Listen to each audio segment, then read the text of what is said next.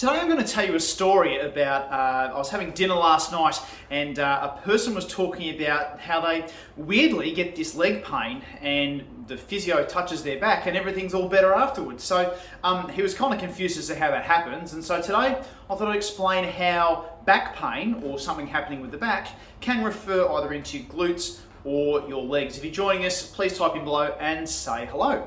So my friend was sitting there, he was saying, look, I run a lot, I do a lot of these different activities, I stay fit, and he said it's really strange, everything must be connected because I don't rub my leg to make it feel better, I get my massage therapist or my physio to press on my back and it makes it feel better. So what's actually happening there? How does that all work? How can it be that something happening in the back can fix something in the leg?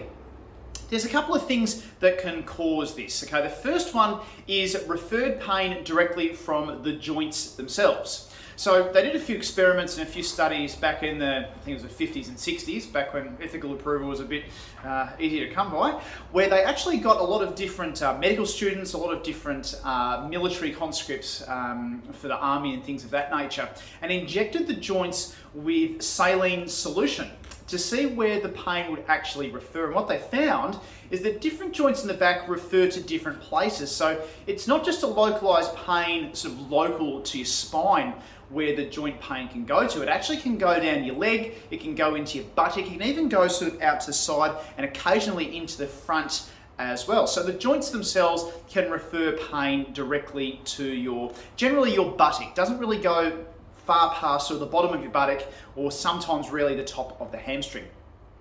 The second thing that can refer into the leg from your back is of course the muscles. So there's a whole bunch of muscles that are connected to your spine, okay? So some of them like your quadratus lumborum, which you might have seen some posts about that before. And of course your glutes, okay? Your gluteus medius, your gluteus maximus and your gluteus minimus. They can all refer pain down into your buttock or down into your leg also. So into your hamstring, into your calf. And there's even one muscle called piriformis that can go all the way down into your calf or even into your foot as well if you're unlucky enough. So the muscles themselves that are local to the back can refer pain down into your legs and into your buttocks. So not actually feeling the pain in your back, it's actually more down in through there.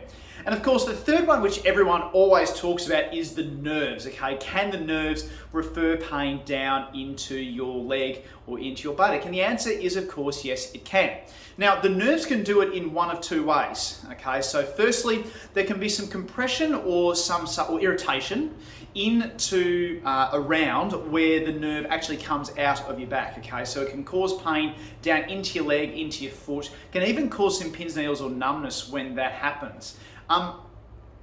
You can often see this on a scan. You can see all sorts of different, very bad things on scans that look like that, but may actually be a red herring. It may actually be the joint or the muscle that's causing the pain in your leg or in your glute rather than the nerve itself. So when it comes to genuine nerve compression or genuine compression of the nerve, irritation of the nerve, there's usually something happening locally at the spine, and there are some signs and symptoms that we see where that happens. So, is there numbness of the skin when you're touching the leg? Is there loss of power in your leg? Is there, pins and needles or numbness in your leg? There's sorts of things that can happen when it's a real rigid, genuine nerve root type injury, or, of course, the obvious one, excruciating pain that's not really remitting. So that can happen.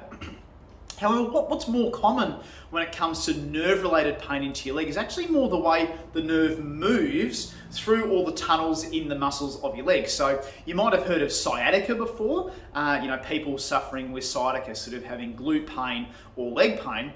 And the sciatica is actually more to do with the way that the nerve is moving. So the brain becomes more sensitized to the movement of the nerve rather than any damage to the nerve itself. So the treatment for that is actually to get your brain used to moving the nerve again as opposed to actually doing anything to the nerve. So often people might have had steroid injections into their back, they might have had nerve root injections, they might have had that procedure where they burn the nerves or things like that. And if it's not really working out for them, it may actually be the movement itself that's the problem, as opposed to the nerve's structure or anything sort of close to the disc or to the spine itself. So when we're talking about leg pain or glute pain when it comes to backs and back pain, we're always considering three different things. We're considering the muscles, we're considering the joints, and we're considering the nerves. And there's a whole bunch of tests and a whole bunch of ways that we can determine which is what. So it's important for you at home, if you do have any pain in your glute, any pain in your leg that you think might be coming from your back, it's important to assess all of the things, all of the muscles, all the joints, all the nerves, to make sure that you're actually dealing with the correct issue.